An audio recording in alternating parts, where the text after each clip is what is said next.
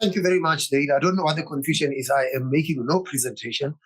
I'll make a few comments.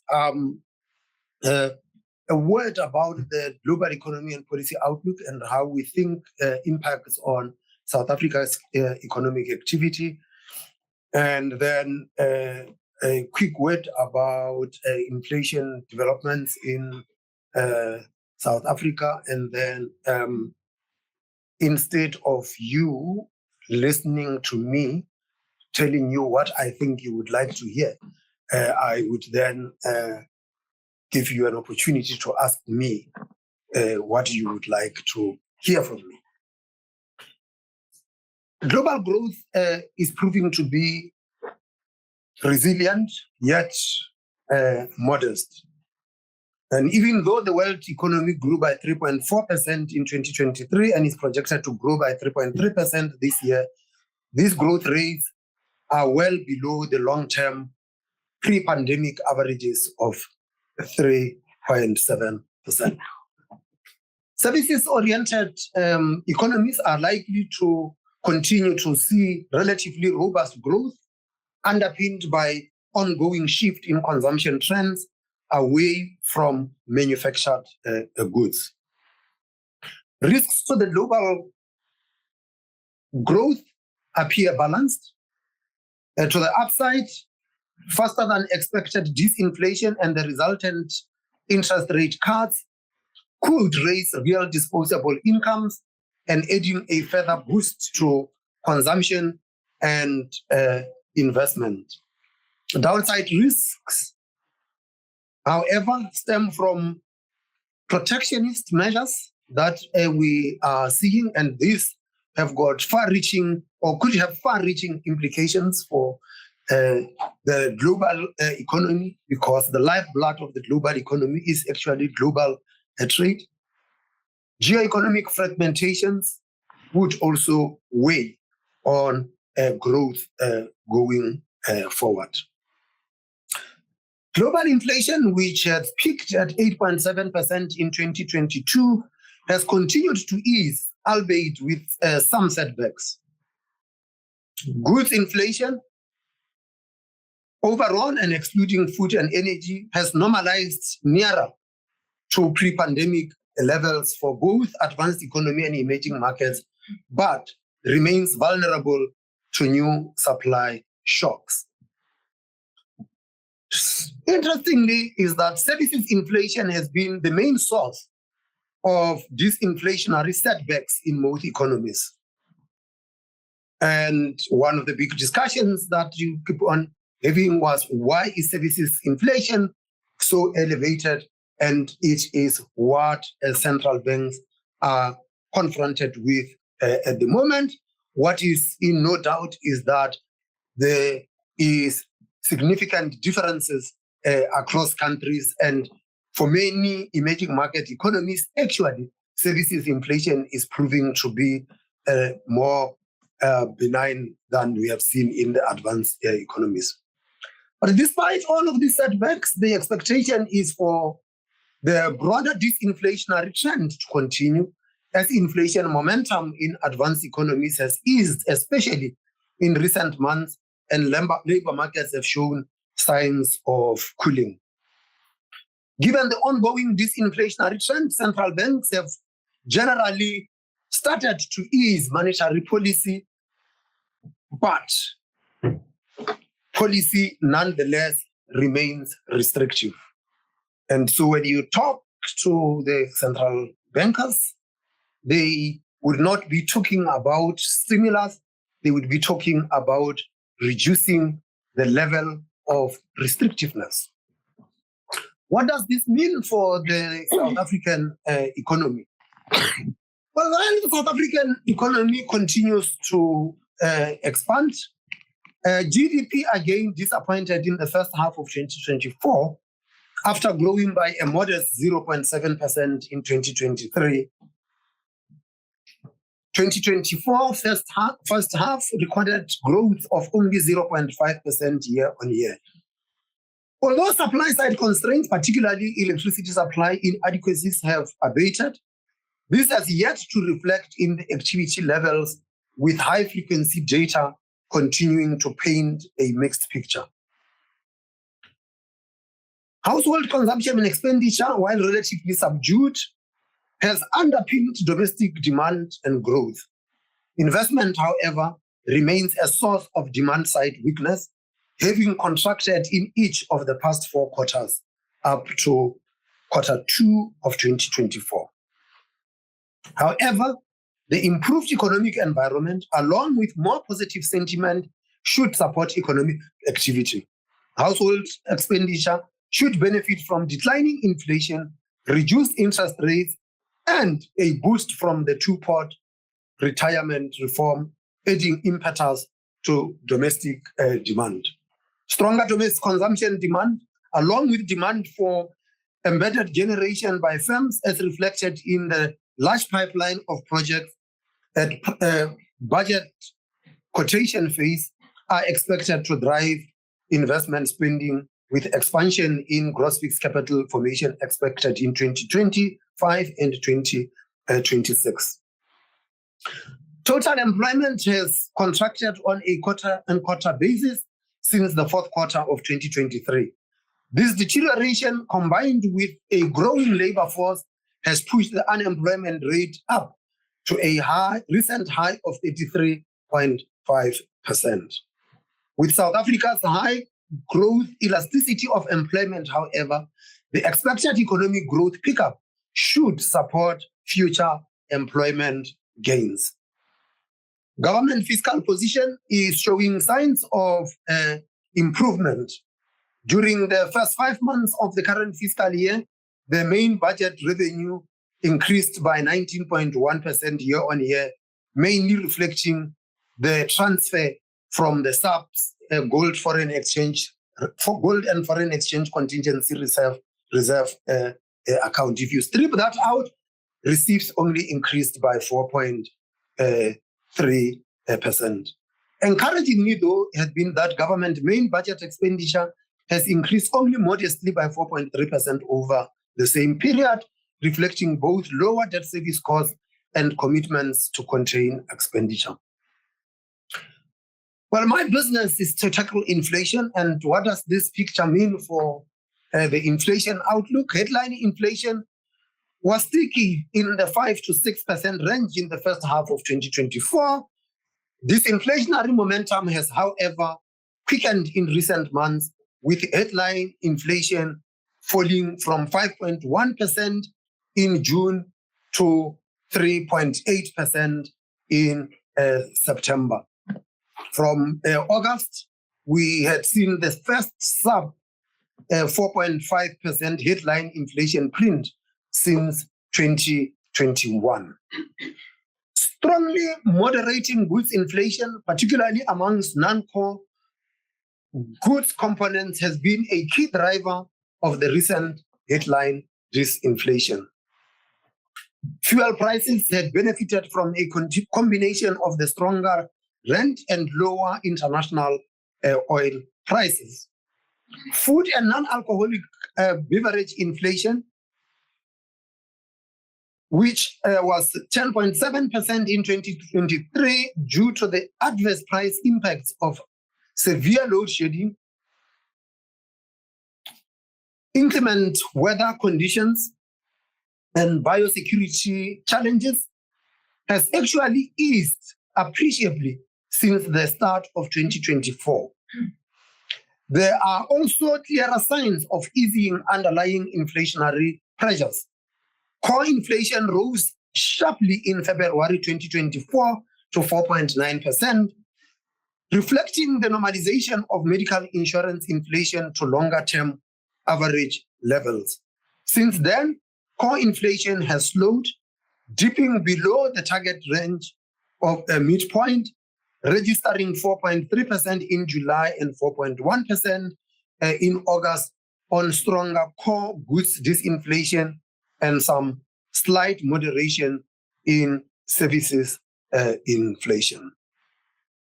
Looking ahead, the SAP forecasts that subdued unit labor cost growth, while inflation expectations have moderated, reaching closer to the target range midpoint. Inflation expectations have also become less sensitive to incoming inflation data. That is, they are re-anchoring. With a muted core and non-core inflation outlook, the baseline projection is for headline inflation to undershoot the target midpoint over the forecast period. Risks to the baseline forecast are assessed to be balanced. Upside risks to the inflation outlook stem from, amongst other things, significant electricity tariff increases following Eskom's reported application for a 36.1% increase from April to 2025, higher rental inflation given still tight rental markets and higher than projected wage increments over the coming quarters. Downside risks include a further appreciation of the rand and the consequent impact on good inflation, along with prospects of La Nina returning that would support domestic crop production and thus containing price pressures. What does this mean for the monetary policy outlook? At our September meeting, we reduced the policy rate by 25 basis points, and the rate path in the quarterly projection model going forward sees us returning to neutral rate of 7% sometime next year. Caution, the policy rate path in the quarterly projection model is a guide that changes from meeting to meeting in response to data and changes to the outlook. So that, for me, is what we see: global growth resilient, but still below trend. The disinflationary process globally is underway. That had provided a space for central bank to reduce the amount of restrictiveness that embedded in their policy stances. Growth in South Africa is recovering as the reform momentum is kicking in. It is still modest.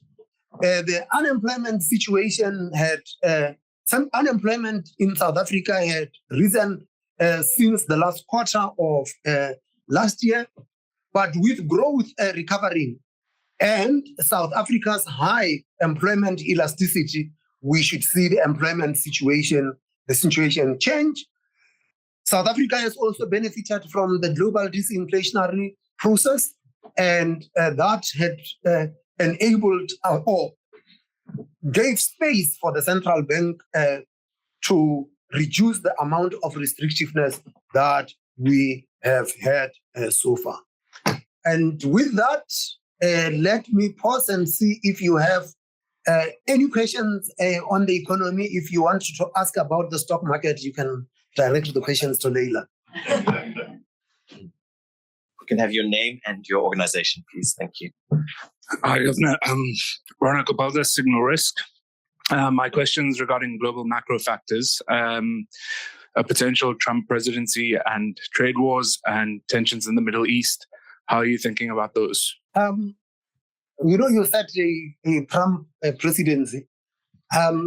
Yes, I'm sure you people price that in. Truth of the matter is that the only difference between the two candidates is who is going to be more protectionist than the other. So let's move and then say that the baseline is that you are going to have a U.S. administration that is protectionist in its posture and its approach to global trade. And if they are to impose tariffs, you could expect that the countries they impose tariffs against will also respond. But even more worrying are going to be copycat countries. Public pressure in different countries that will say, if they did it, we surely can also do it. And before you know it, you would have this competitive tariff increases, and the result would be a global trading system that is then constrained by these protectionist measures. And trade is the lifeblood of the global economy. And if trade is restricted, what you are going to have is that the underlying resilience of the global economy could actually be undermined, and you will see the global economy slowing down. But it could create an even bigger problem, because tariffs would lead to a rise in prices. And so we might have a combination of slowing global growth and a rise in inflation. And that could mean that central banks might end up having to take a different posture, where they were reducing the level of restrictiveness, that they might either slow down that removal of the restrictiveness level. How we think about tensions in the Middle East, they tend to feed themselves through the oil price. And we look at the impact on the oil price, and we make an assessment as to whether we think that this is a permanent shock, and if this is permanent and it leads to second round effects, then we calibrate policy differently. At the moment, there are just too many moving parts. The fit through that channel is one. The other is the posture taken by advanced economy central banks in the adjustment of policy. And the adjustment of policy is not that straightforward. It's a mixed bag, because when you see the central banks reduce rates, are they reducing rates because they believe the battle against inflation has been won? Or is it that they are worried that growth might turn out weaker, and thus they have to calibrate policy differently? The jury is still out. There is a lot of uncertainty, and as a result, central banks are responding very cautiously.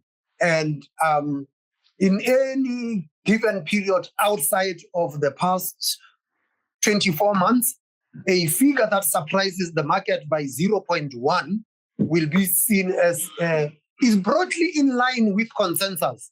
Now, a figure that surprises the market by 0.1 leads the market into a frenzy that policy is going to change because this figure has surprised us by 0.1. That just reflects the amount of uncertainty that is there. Governor, thanks for coming up to London. 2 quick questions, if I may. It seems like, sorry, my name's Rob Edwards from Alto Capital. It seems like you did a good job with African Bank, so well done. First question, when are you selling your stake, and are you going to do it on the JSE? Secondly, Land Bank seems to be in default all the time. Is it going to be another SOE that continues to need bailouts every single year? SOE, the very articulate Deputy Minister of Finance, he will answer that one. He and his minister talk about giving SOEs tough love. I don't know what that means, but African Bank, show me the money, you can have it. It complicates my life because I'm the shareholder and I am the regulator at the same time. Everyone who had come to try and say that they have got an interest in buying, they didn't produce the money, and as a result, the African Bank Board decided to follow a route where they would meet. They will do some strategic equity partnerships in the run-up to the listing on the stock exchange, and they had made it very clear that they would like to have African Bank listed on the Johannesburg Stock Exchange. And I suppose that the marketing team of the JSE better start getting out of Sandton and head toward Midrand, which is where African Bank is, and hopefully they will convince them to list earlier. Yes. Good. There is one last one. Do you have one more question? Yeah. Oh, it looks like last two actually. Okay. It's Tom Minney from African Capital Markets News. I think it's very much a related question that South Africa is very much a sort of gateway to Africa. And I was wondering how you see prospects of Africa and whether you see a big shift coming in terms of the way growth in South Africa will be driven. Okay. You know, at some stage, there was a sense that when South Africa grows, the neighborhood grows. And South Africa has not particularly been growing, and the neighborhood hadn't been growing. But increasingly, we are in a situation where growth on the African continent is starting to drive South African growth, because South African companies have been growing into the African continent. One. Two, that you have got the multinationals which would locate themselves in South Africa to take advantage of the African market. And that is positive.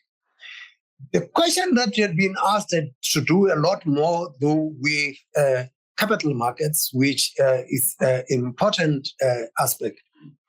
I must say that you're right. Much as South African capital markets had developed, municipalities have not quite tapped into the capital markets, with the exception of a few. And it was something that was being sustained. But there is a reason now why there isn't much issuance by the municipalities. It's because so many of them had managed to spectacularly break their own finances. And because they broke their own finances, there would be question marks. But there isn't a shortage of an appetite to absorb municipal debt if the municipalities are well run.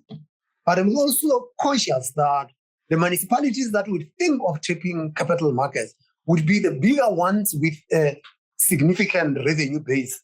That is not going to be a free for all. And the rest of the other municipalities will probably still depend on the development finance institutions like the DBSA and so forth.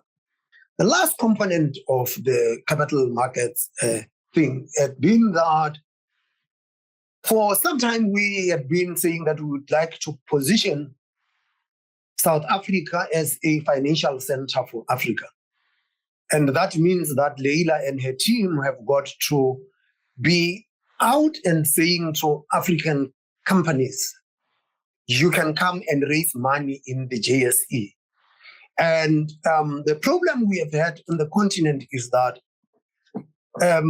everybody would like, okay, let me put it this way. Domestic capital markets are more like a national airline. Everybody wants one, but not everyone needs one. And successful airlines learn that you thrive through alliances. And what you actually need for the continent is almost an alliance of African capital markets. So it should be okay for a Nigerian company to list on the Nigerian Stock Exchange and the Johannesburg Stock Exchange at the same time, or a South African company to list on the Johannesburg Stock Exchange and a Nigerian Stock Exchange at the same time. And if you are one of the neighboring countries of South Africa, where you have got a stock exchange with 5 companies, the market will simply not be able to absorb that. And there should be this reciprocity where the companies could list dually on different stock exchange. And by so doing, we will be able to develop our capital markets better, one, and two, that we would be enabling our companies to actually mobilize African savings for their growth. I was told those were the last two. Those are the last two. Thank you so much. I don't know why Leila gets away so lightly, but